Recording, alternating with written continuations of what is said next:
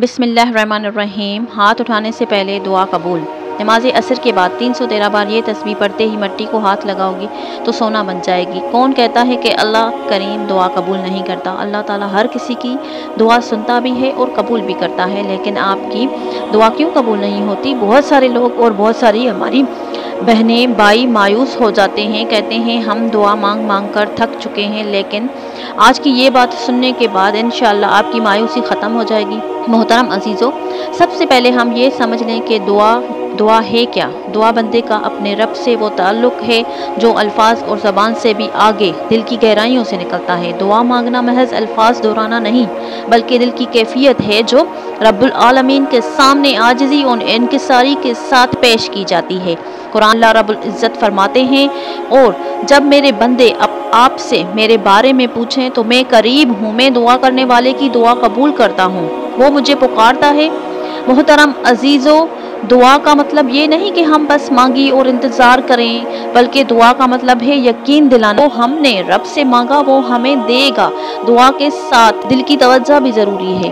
हुज़ूर नबी करीम सल्लल्लाहु अलैहि वसल्लम ने फरमाया, अल्लाह ताला उस बंदे की दुआ कबूल नहीं करता जो गाफिल दिल से मांगे। इसका मतलब ये है कि दुआ के वक्त दिल और ज़बान दोनों एक होने चाहिए। मोहतरम अजीज़े, सहाबाए कराम रज़ियल्लाहु ताला अन्हु जब दुआ करती थी तो उनके दिल आजिज़ी और खौफ से भर जाते थे, आंखों में आंसू होते थे, हाथ आसमान की तरफ उठे हुए होते थे और ज़बान से वो कलमात निकलती थी जो सीधा अर्श तक पहुंच जाते थे। आप सल्लल्लाहु अलैहि वसल्लम खुद दुआ में आजिज़ी की सबसे बड़ी मिसाल हैं। एक बार आपने पूरी रात क़याम किया और दुआ करते हुए फरमाते रहे, ए अल्लाह मैं तेरा बंदा हूँ, तेरे बंदे का बेटा, माथा तेरे हाथ में है, मेरा हुक्म तेरे ही हुक्म के ताबे है, तेरे फैसले मेरे हक में अदल वाले हैं। मैं तुझसे तेरे हर इस नाम के वसीले से मांगता हूँ जो तूने खुद अपने लिए रखा या अपनी मखलूक को सिखाया या अपनी किताब में नाजिल किया या अपने पास इल्म गैब में महफूज रखा के तू कुरान को मेरे दिल का बहार बना दे, मेरी गमगीनी को दूर कर दे, मेरी परेशानी को ख़त्म फरमा दे। मोहतरम अजीज़ों, दुआ मांगने के कुछ आदाब हैं जो सीखने ज़रूरी हैं। सबसे पहले अल्लाह की हम्द और तारीफ़ बयान करना कि रसूलुल्लाह सल्लल्लाहु अलैहि वसल्लम पर दुरूद भेजना, फिर अपनी हाजत बयान करना और आखिर में दोबारा वो दुरूद और अल्लाह की तारीफ़ करना। इसीलिए जब दुआ शुरू करें तो यूँ कहें, ए अल्लाह तमाम तारीफ़ें तेरे लिए हैं जो तमाम जहानों का रब है, दुरूद हो तेरे नबी पर, और फिर अपनी हाजत बयान करें। मोहतरम अजीज़ों, दुआ में जल्दबाजी भी नहीं करनी चाहिए, क्योंकि नबी करीम सल्लल्लाहु अलैहि वसल्लम ने फरमाया, तुम में से हर एक की दुआ कबूल की जाती है जब तक वो ये ना कहे कि मैंने दुआ की लेकिन कबूल ना हुई। दुआ मांगते वक्त ये यकीन होना चाहिए कि अल्लाह मुझे सुन रहा है और वो ज़रूर देगा, चाहे फ़ौरन दे या किसी बेहतर वक्त पर या उसके बदले कोई मुसीबत टाल दे। मोहतरम अजीज़ों, याद रखें, दुआ सिर्फ ज़बान से मांगने का नाम नहीं बल्कि ये अमल भी है। दुआ मांग कर हमेशा कोशिश छोड़ देना सही नहीं, दुआ के साथ मेहनत भी ज़रूरी है। जैसे अगर रिस्क की दुआ मांग रहे हैं तो रिस्क के असबाब भी इख्तियार करने चाहिए और साथ साथ हलाल कमाई की नीयत भी होनी चाहिए। बाज़ औक़ात दुआ की कबूलियत में देर इसलिए हो जाती है कि अल्लाह अपने बंदे को आज़माता है और उसकी दुआओं का ख़जाना जमा करता है ताकि एक साथ बड़ी नेमत दे या आखिरत में उसको ऐसे इनामात दे जो दुनिया की सबसे बड़ी ख्वाहिश से भी ज़्यादा हो। कुरान में फरमाया गया, और मुमकिन है कि तुम किसी चीज़ को नापसंद करो हालांकि वो तुम्हारे लिए बेहतर हो, और मुमकिन है कि तुम किसी चीज़ को पसंद करो हालांकि वो तुम्हारे लिए नुकसानदेह हो, और अल्लाह जानता है तुम नहीं जानते। इसको पसंद करो हालांकि वो तुम्हारे लिए नुकसानदेह हो, और अल्लाह जानता है तुम नहीं जानते। मोहतरम अजीज़ों, दुआ का सबसे बड़ा राज ये है कि बंदा अपने कमज़ोरी को पहचान ले और यकीन कर ले कि अल्लाह ही सब कुछ करने वाला है। जैसे एक बच्चा माँ के सामने ज़िद करता है तो माँ उसकी ज़िद पूरी करने की कोशिश करती है, इसी तरह अल्लाह अपने बंदों की फरियाद सुनता है और उनके हाजात पूरी करता है। बस शर्त ये है कि हमें इखलास और आजिज़ी से दुआ करनी है और हराम से बचना है, क्योंकि हराम खाने वाला बंदा कितना ही दुआ कर ले कबूलियत में रुकावट आती है। जैसा कि नबी करीम सल्लल्लाहु अलैहि वसल्लम ने फरमाया, एक आदमी लंबा सफ़र करता है, गुबार आलूद होता है, हाथ आसमान की तरफ उठाता है और कहता है या रब, हालांकि उसका खाना हराम, पीना हराम, लिबास हराम, तो उसकी दुआ कैसे कबूल हो? मोहतरम अजीज़ों, اس لیے دعا مانگنے سے پہلے اپنا دل صاف کریں، کسی کا دل نہ دکھائیں، حلال کمائی کریں، والدین کو راضی کریں اور پھر دعا مانگیں تو اللہ کی رحمت کے دروازے کھلتے ہیں اور اس دعا کا اثر آپ کی زندگی میں ظاہر ہونے لگتا ہے۔ اور دعا مانگنے کے بعد مایوس نہ ہو بلکہ شکر ادا کریں، کیونکہ شکر سے قرآن میں فرمایا گیا اگر تم شکر کرو گے میں تمہیں اور زیادہ دوں گا، اور یہ شکر صرف زبان سے نہیں بلکہ دل سے ہونا چاہیے۔ محترم عزیزو، عصر کے وقت دعا مانگنا ویسے بھی قبولیت کا وقت ہے۔ اس گھڑی میں اگر کوئی شخص اخلاص کے ساتھ دعا کرے تو فرشتے اس کے لیے دعا کرتے ہیں اور آسمان و زمین کے دروازے رحمت کے لیے کھل جاتے ہیں۔ اس وقت کی برکت ایسی ہے کہ اگر ہم جان لیں تو اسے کبھی ضائع نہ کریں۔ یہی وہ وقت ہے جس میں کچھ مخصوص اذکار اور تسبیحات ایسی تاثیر رکھتی ہیں کہ زندگی بدل دیتی ہیں۔ محترم عزیزو، نماز صرف چند رکعتوں کا نام نہیں بلکہ اللہ اور بندے کے درمیان وہ عظیم ملاقات ہے جو دنیا کی کسی اور چیز سے بدل نہیں سکتی۔ قرآن مجید میں اللہ رب العزت فرماتے ہیں، بے شک نماز بے حیائی اور برے کاموں سے روکتی ہے اور اللہ کا ذکر سب سے بڑی چیز ہے، اور ذکر سب سے زیادہ کامل اور دل کو روشن کرنے والا اس وقت ہوتا ہے جب دل اور زبان دونوں ایک ساتھ اللہ کی طرف متوجہ ہوں۔ نماز کے اوقات میں عصر کا وقت وہ لمحہ ہے جو دن اور رات کے فرشتوں کی ڈیوٹی کی تبدیلی کا وقت ہوتا ہے، اور یہ تبدیلی ایک بہت بڑی رحمت کا دروازہ کھولتی ہے۔ نبی کریم صلی اللہ علیہ وسلم نے فرمایا، تمہارے پاس دن اور رات کے فرشتے آتے ہیں اور وہ فجر اور عصر کے نماز میں جمع ہوتے ہیں، پھر وہ فرشتے جو رات میں تمہارے پاس رہے وہ اوپر چڑھ جاتے ہیں اور اللہ ان سے پوچھتا ہے کہ تم میرے بندوں کو کس حال میں چھوڑ آئے ہو؟ وہ کہتے ہیں ہم نے ان کو نماز پڑھتے ہوئے چھوڑا اور نماز پڑھتے ہوئے پایا۔ محترم عزیزو، یہی وجہ ہے کہ بزرگان دین عصر کی نماز کو سب سے زیادہ اہتمام سے ادا کرتے ہیں اور اس کے بعد اللہ کے ذکر میں لگ جاتے تھے، کیونکہ اس وقت رحمت کے فرشتے حاضر ہوتے ہیں اور دعا کی قبولیت کے امکانات بڑھ جاتے ہیں۔ عصر کے بعد کا وقت ایسا خزانہ ہے کہ جس میں اگر ہم اللہ کا ذکر ڈالیں تو بدلے میں برکت، رحمت اور سکون کے جواہرات نکلتے ہیں۔ قرآن میں ذکر آیا ہے کہ بس اللہ کو یاد کرو صبح اور شام۔ شام کا مطلب مفسرین نے عصر کے بعد کا وقت بیان کیا ہے، یعنی دن ڈھلنے کے بعد کا وہ لمحہ جب آسمان رنگ بدل رہا ہو اور دل کی کیفیت بدلتی ہو۔ محترم عزیزو، اللہ کے ذکر کی تاثیر انسان کے دل پر اس طرح پڑتی ہے جیسے بارش کا پانی خشک زمین کو زندہ کر دیتا ہے۔ جب بندہ ذکر کرتا ہے تو اس کے دل کے زنگ اتر جاتے ہیں اور رحمت نازل ہوتی ہے۔ حدیث میں آیا ہے، اللہ تعالیٰ فرماتے ہیں، میں اپنے بندے کے ساتھ ہوتا ہوں جب وہ میرا ذکر کرتا ہے، اور ایک اور روایت میں ہے اگر بندہ میرا ذکر اپنے دل میں کرے تو میں بھی اس کا ذکر اپنے دل میں کرتا ہوں، اور اگر وہ میرا ذکر ہاتھ میں کرے تو میں اس کا ذکر اس سے بہتر جماعت میں کرتا ہوں۔ محترم عزیزو، عصر کے بعد ذکر کرنے والوں کے گھر میں نور اترتا ہے، ان کے کاروبار میں برکت اترتی ہے، ان کے رزق کے دروازے کھلتے ہیں اور ان کے دل سکون پاتے ہیں۔ یہ وہ وقت ہے جب دن بھر کی مصروفیات کے بعد انسان کا دل نرمی محسوس کرتا ہے اور اللہ کی یاد میں محو ہونا آسان ہو جاتا ہے۔ یہی وجہ ہے کہ یہ وقت دعا اور تسبیح کے لیے سب سے قیمتی ہے، اور آج ہم جس عمل کے بارے میں جاننے والے ہیں اگر کوئی بندہ اس وقت میں کر لے تو اس کی تاثیر اتنی زبردست ہوتی ہے کہ جس چیز کو وہ ہاتھ لگاتا ہے وہ اس کے لیے سونے کی ماند بن جاتی ہے، یعنی ہر کام برکت اور فائدہ ہو جاتا ہے۔ محترم عزیزو، یہ کوئی مبالغہ نہیں بلکہ یہ اس ذکر اور کی برکت ہے، کیونکہ اللہ نے خود فرمایا جو اللہ سے ڈرتا ہے اللہ اس کے لیے نکلنے کا راستہ بنا دیتا ہے اور اس سے وہاں سے رزق دیتا ہے، اس کا وہ کبھی گمان بھی نہیں کرتا۔ اور رزق کا مطلب صرف مال نہیں بلکہ ہر وہ خیر ہے جو انسان کی زندگی میں خوشی اور آسانی لائے۔ عصر کے بعد کا ذکر ایسا ہی خیر کا خزانہ ہے جسے سمجھنے والے کبھی خالی ہاتھ نہیں رہتے، اور رزق کا مطلب صرف مال نہیں بلکہ ہر وہ خیر ہے جو انسان کی زندگی میں خوشی اور آسانی لائے۔ عصر کے نماز کے بعد کا ذکر ایسا ہی خیر کا خزانہ ہے جسے سمجھنے والے کبھی خالی ہاتھ نہیں رہتے۔ محترم عزیزو، ہمارے اسلاف نے اس وقت کے ذکر کو اتنی اہمیت دی کہ وہ اپنے معمولات میں سے کچھ بھی قربان کر دیتے، لیکن عصر کے بعد کا یہ لمحہ کبھی ضائع نہ کرتے۔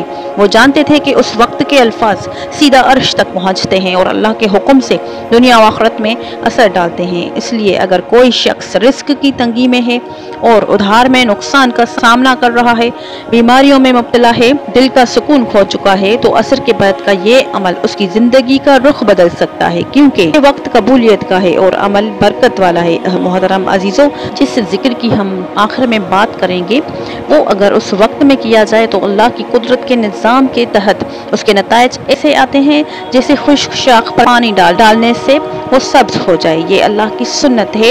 جس بندے نے اخلاص کے ساتھ دعا اور ذکر کرے تو اللہ اس پر اپنی خاص رحمت نازل کرتا ہے، اور یہ رحمت صرف روحانی نہیں بلکہ دنیاوی معاملات میں بھی ظاہر ہوتی ہے، جیسا کہ کاروبار میں غیر متوقع ترقی، گھر میں سکون اور تعلقات میں بہتری۔ یہ سب اس وقت کے ذکر کی برکت ہے۔ اس لیے آج جب آپ یہ بات سن رہے ہیں تو دل میں یہ عہد کر لیں کہ عصر کے بعد کا وقت ضائع نہیں کریں گے، بلکہ اس سے اللہ کا ذکر، دعا اور اس خاص عمل کے لیے وقف کریں گے تاکہ آپ بھی اس برکت کو اپنی زندگی میں محسوس کریں۔ محترم عزیزوں، جب بندہ عصر کے بعد کا وقت ذکر الہی میں گزارتا ہے تو اس کی زندگی میں ایسی تبدیلیاں آتی ہیں جن کا اس نے خود کبھی تصور بھی نہیں کیا ہوتا۔ یہ دونوں یعنی زبان اور دل جب اللہ کا ذکر کرتے ہیں تو ان کے دل کا بوجھ ہلکا ہو جاتا ہے اور اللہ کی مدد ان کے ساتھ شامل ہو جاتی ہے۔ زندگی میں کوئی کام ان کے لیے مشکل نہیں رہتا، کوئی رکاوٹ ان کے راستے میں عائل نہیں ہوتی، کیونکہ اللہ رب العزت نے خود وعدہ فرمایا اللہ ایمان والوں کا مددگار ہے، اور جب مددگار اللہ ہو تو پھر کون ہے جو اس کے بندے کا کچھ بگاڑ سکے۔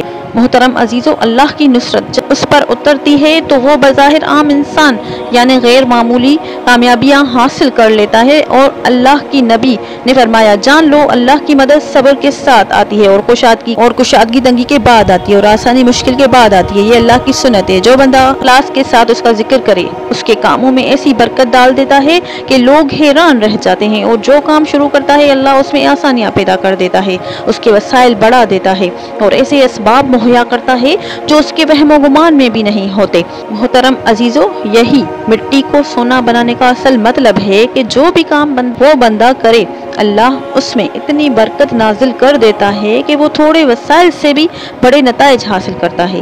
اس کے کاروبار میں غیر معمولی برکت ہوتی ہے، اس کے گھر میں سکون پیدا ہوتا ہے اور اس کے رشتے بہتر ہو جاتے ہیں۔ یہ سب اللہ کی رحمت اور نصرت کا حصہ ہے۔ قرآن مجید میں فرمایا گیا اور جو اللہ سے ڈرے اللہ اس کے لیے نکلنے کا راستہ بنا دیتا ہے اور اسے وہاں سے رزق دیتا ہے جہاں سے وہ گمان بھی نہیں کرتا۔ محترم عزیزو، یہ وعدہ صرف کاغذی نہیں بلکہ حقیقت ہے۔ اس دنیا میں لاکھوں مثالیں موجود ہیں جہاں لوگوں نے اللہ کے ذکر اور اس توکل کے بہت نتیجے میں اپنی زندگی کو بدل دیا۔ یہ ذکر صرف زبان سے دہرانے کا نام نہیں بلکہ اس میں دل کی حاضری ضروری ہے۔ جب دل بھی اللہ کے ساتھ جڑ جائے تو ذکر ایک روشنی بن کر زندگی کے ہر گوشے کو منور کر دیتا ہے۔ کہتا ہے کہ تمہاری مثال اور اس شخص کی مثال جو اپنے رب کا ذکر نہیں کرتا، ایسے جیسے زندہ اور مردہ، یعنی ذکر سے دل زندہ ہو جاتا۔ زندہ دل ہی وہ ہے جس میں اللہ کا ذکر، نور اور برکت اترتی ہے۔ محترم عزیزو، جو لوگ اس وقت یعنی عصر کے بعد اللہ کے ذکر میں لگ جاتے ہیں وہ دراصل اپنے آنے والے دنوں کی بنیاد مضبوط کر رہے ہوتے ہیں۔ وہ ہر اس کام میں کامیابی کے قریب ہو جاتے ہیں جو وہ کرتے ہیں، کیونکہ اللہ ان کی نیت کو دیکھ کر ان کے لیے اسباب پیدا کر دیتا ہے۔ جب اللہ کی نصرت شامل ہو تو ایک چھوٹا سا بیج بھی درخت بن جاتا ہے، اور جب اللہ کا ذکر دل میں اتر جائے تو عام سا کاروبار بھی ترقی کی سیڑھیاں چڑھ جاتا ہے، بلکہ حالات بھی بدل جاتے ہیں۔ محترم عزیزو، یاد رکھیں مٹی کو سونا بنانے کا مطلب یہ نہیں کہ واقعی مٹی ہاتھ میں اگر سونا بن جائے گی، بلکہ اس سے مراد یہ ہے کہ اللہ اس شخص کے ہر عمل میں خیر ڈال دیتا ہے اور وہ جو چیز بھی کرتا ہے وہ اس کے لیے نفع بخش بن جاتی ہے، نقصان کے اسباب بھی فائدے میں بدل جاتے ہیں۔ یہ سب کچھ اس لیے ہوتا ہے کہ اللہ کی مدد اور برکت اس کے ساتھ شامل ہو جاتی ہے، اور یہ برکت اسی وقت اترتی ہے جب بندہ اخلاص کے ساتھ ذکر کرتا ہے۔ قرآن میں آیا ہے جو لوگ ایمان لائے اور جن کے دل اللہ کے ذکر سے مطمئن ہوتے ہیں، سن لو اللہ کے ذکر سے ہی دل اطمینان پاتے ہیں۔ محترم عزیزو، عصر کے بعد کا ذکر دل کو اس اطمینان کی دولت دیتا ہے جو دنیا کے کسی خزانے سے نہیں مل سکتی۔ یہ اطمینان انسان کو وہ ہمت اور اعتماد دیتا ہے جس سے ہر مشکل کا مقابلہ کر سکتا ہے، اور یہی وہ کیفیت ہے جو زندگی کے ہر شعبے میں کامیابی کا دروازہ کھول دیتی ہے۔ اس لیے اگر آپ چاہتے ہیں کہ آپ کے کاموں میں برکت ہو، رکاوٹیں دور ہوں اور اللہ کی مدد آپ کے ساتھ شامل ہو تو اس وقت کو ضائع نہ کریں بلکہ اس میں اپنے دل اور زبان کو اللہ کے ذکر میں لگا دیں تاکہ آپ کی زندگی میں وہ برکت اترے جو مٹی کو سونا بنانے کے مترادف ہے۔ محترم عزیزوں، وقت کی نزاکت کو مد نظر رکھتے ہوئے اب ہم جانتے ہیں اس بابرکت تسبیح کے بارے میں جس کو پڑھنے سے انسان اگر مٹی کو ہاتھ لگائے تو وہ سونا بن جاتی ہے۔ تو آپ نے اس کو کس طرح کرنا ہے اچھی طرح سمجھ لیں اور بتائے ہوئے طریقے کو اختیار کیجئے، انشاءاللہ آپ اس کے فوائد اپنی آنکھوں سے دیکھیں گے۔ سب سے پہلے آپ نے خشوع و خضوع کے ساتھ عصر کی نماز ادا کرنی ہے۔ عصر کی نماز ادا کرنے کے بعد میرے بھائی اور بہنیں جہاں پر بھی بیٹھے ہیں آپ نے نماز ادا کی وہیں مصلی پر اتحیات کی شکل میں بیٹھ جانا ہے اور اپنا منہ قبلہ کی طرف رکھنا ہے، اور سب سے پہلے آپ نے حضور پاک صلی اللہ علیہ وسلم پر خشوع و خضوع اور محبت کے ساتھ درود پاک کا تحفہ پیش کرنا ہے۔ آپ کوئی سا بھی درود پاک پڑھ سکتے ہیں۔ آپ نے 3 بار درود ابراہیمی پڑھنے کے فوراً بعد آپ نے سورہ اخلاص پڑھنی ہے۔ یہ قرآن مجید کی ایک مختصر مگر عظیم صورت ہے، اس کو 3 بار پڑھنا ہے کیونکہ اس حدیث مبارکہ میں آیا ہے کہ سورہ اخلاص ایک تہائی قرآن کے برابر ہے اور قرآن کے ہر حروف پر ایک نیکی اور ہر نیکی پر 10 گنا اجر ملتا ہے۔ تو آپ سوچیں آپ اس کا ثواب کس قدر زیادہ ہے۔ محترم عزیزوں، سورہ اخلاص 3 بار پڑھنے کے بعد اللہ رب العزت کی یہ 2 بابرکت نام پڑھنے ہیں، یا قابض یا حافظ۔ ان کو آپ نے 100 بار پڑھنا ہے۔ اس طرح یا قابض حافظ، یا قابض یا حافظ 1 بار ہو گیا، یا قابض یا حافظ 2 بار۔ تو اسی ترتیب سے آپ ہاتھ کی انگلیوں پر بھی پڑھ سکتے ہیں یا آپ تسبیح کے دانوں پر بھی پڑھ سکتے ہیں۔ محترم عزیزوں، اب اس عمل کی ریڑھ کی ہڈی یعنی اصل تسبیح آتی ہے اور وہ ہے سبحان اللہ و بحمدہ سبحان اللہ العظیم۔ یہ وہ ذکر ہے جو بندے کو دنیا و آخرت دونوں میں کامیابی دیتا ہے۔ آپ نے اس کو خشوع و خضوع کے ساتھ عاجزی کے ساتھ آنکھیں بند کر کے 313 بار پڑھنا ہے۔ آپ چاہیں تو تسبیح کے دانوں پر پڑھ لیں یا انگلیوں پر پڑھ لیں، 313 بار آپ کو اس ذکر کو پڑھنا ہے۔ اس ذکر کی فضیلت یہ ہے کہ رسول کریم صلی اللہ علیہ وسلم نے فرمایا کہ یہ وہ کلمے ہیں ایسے جو زبان پر ہلکے مگر ترازو میں بھاری ہیں اور اللہ کو بہت محبوب ہیں۔ سبحان اللہ و بحمدہ سبحان اللہ العظیم۔ یہ ذکر گناہوں کو مٹاتا ہے، رزق میں کشادگی پیدا کرتا ہے اور دل کا بوجھ ہلکا کر دیتا ہے۔ تو آپ نے 313 مرتبہ کیا پڑھنا ہے؟ سبحان اللہ و بحمدہ سبحان اللہ العظیم۔ یہ آپ نے ذکر 313 مرتبہ کرنا ہے۔ آپ تسبیح کے دانوں پر اس کو کر لیں، مکمل ہو جائے گا اور اس کے اثرات آپ کو اپنی زندگی میں دیکھنے کو ملیں گے۔ جو بھی کام آپ کے ہاتھ میں آئے گا اس میں اللہ برکت ڈالے گا اور جو راستے بند ہیں وہ کھل جائیں گے، جو رزق میں کمی ہے وہ پوری ہو جائے گی اور جو دل میں بے سکونی ہے وہ اطمینان میں بدل جائے گی۔ یہ سب کچھ اللہ کے ذکر کی برکت ہے اور یہی مٹی کو سونا بنانے کا حقیقی مفہوم ہے۔